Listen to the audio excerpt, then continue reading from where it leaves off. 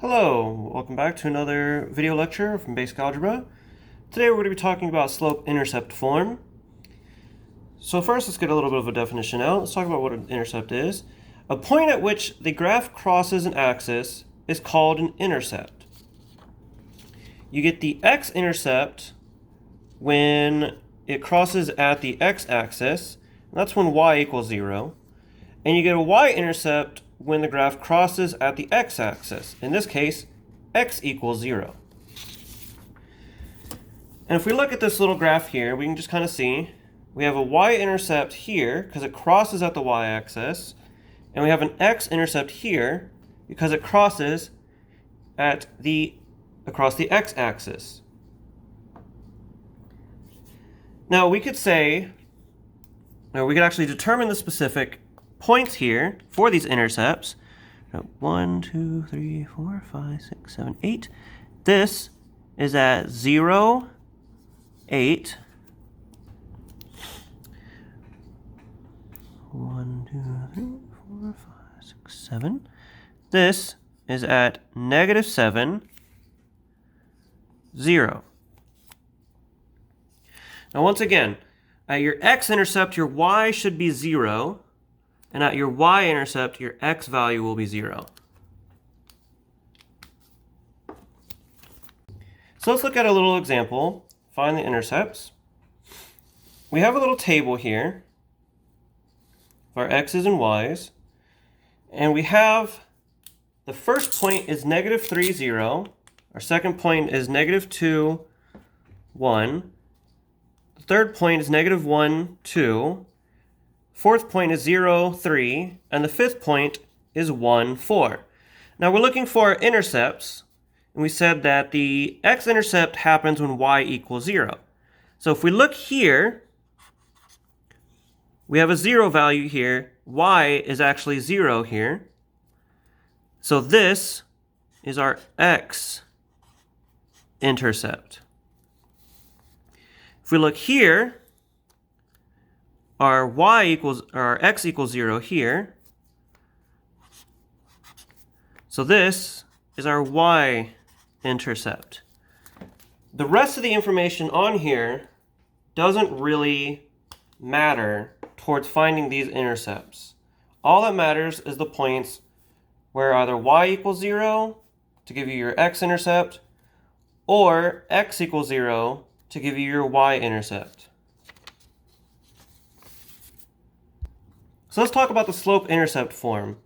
So here I've written down the slope-intercept form of a line is y equals mx plus b.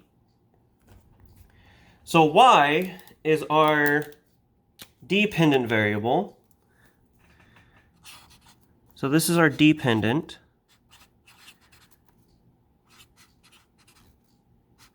And all that means is that what values you get for y depends on everything else. M, this is our slope.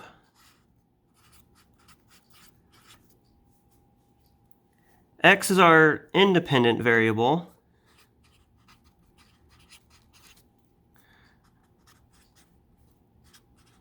Which I'm just going to shorthand as indvar. And then B, this is our y-intercept. Now it's important to know that when you're using the slope-intercept form and y is your dependent variable, then your intercept is always going to be the y-intercept. It depends on whatever you have here. Now this isn't simply going to be the value of something like 0, comma, and then whatever your y is.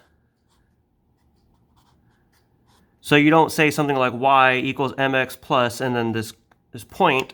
It's actually, you'll see something like this. So you would write y equals mx plus b, not y equals mx plus 0, comma b. This is wrong.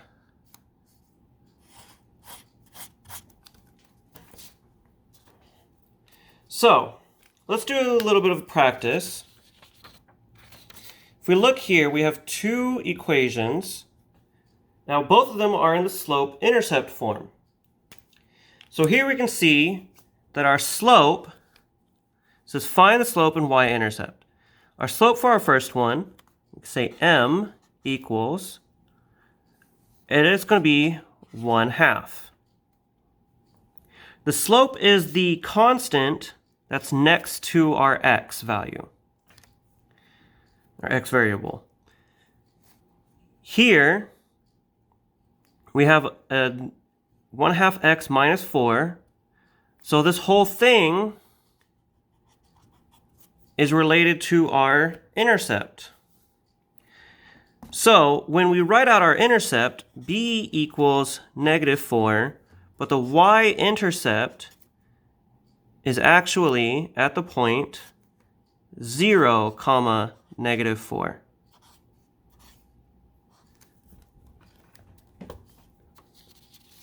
Let's do another one.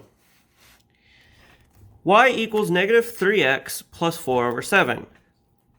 So in this case, we have this -3 here. So m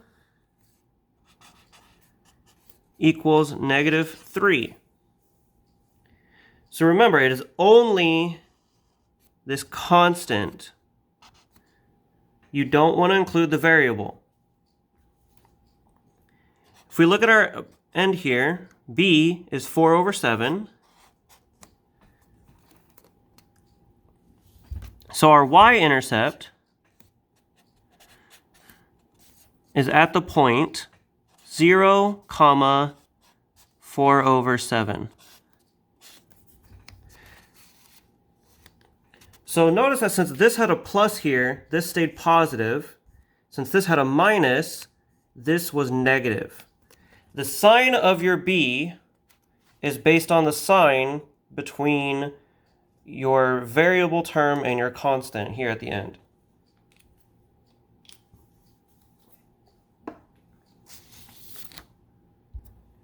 So let's talk about using a graph to be able to determine some of this information. So here it says, find the slope and both the x and y-intercepts, then write the equation in slope-intercept form. And I have here a graph. So if we look at this graph, finding the intercepts is actually probably the easiest part to start with. We can start here with our y-intercept. We know that the point is going to be 0 something. So if we count up our numbers, 1, 2, 3, 4, 5, 6, 7, we get the point 0, 7. And then here, 1, 2, 3, we get that this is 3, 0. So we found our x and y intercepts. Could say x int is 3, 0. Y int is 0, 7. And now we're ready to find the equation. So we said before that slope is the rise over run. Well, if we look here between these 2 points, our rise would be -7 because it's actually going down. So our rise is -7. Our run is +3 because it's going we're going 3 units to the right, but we went down 7 units. And so our slope is -7/3. So we have a slope of -7/3. So when we write our equation, we would say y equals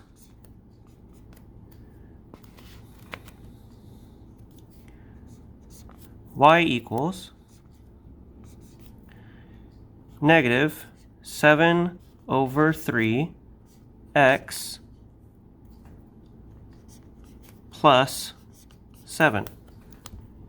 The plus 7 here comes from the y-intercept being at 0, +7. That's why we add 7 here.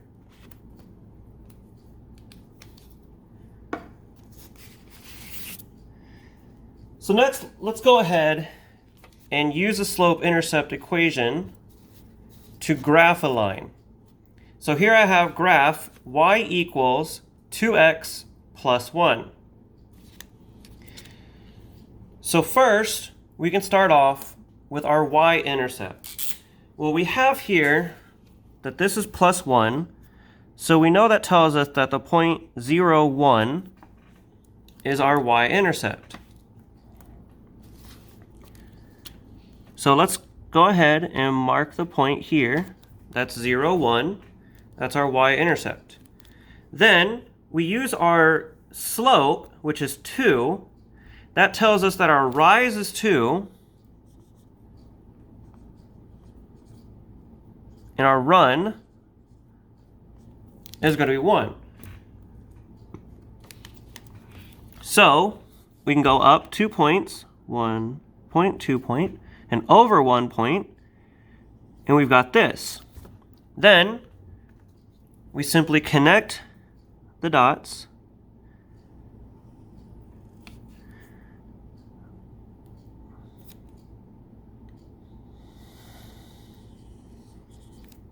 And we got our line. And that's how you graph using the slope-intercept form. So the slope-intercept form has a few different uses, as you've seen. And there's a few different ways to find the information for your slope and your y-intercept, either using the graph, using a table, or using the equation itself. I hope this helps with understanding the slope-intercept form of a line. Thank you for joining us for this lecture, and I'll see you on the next one.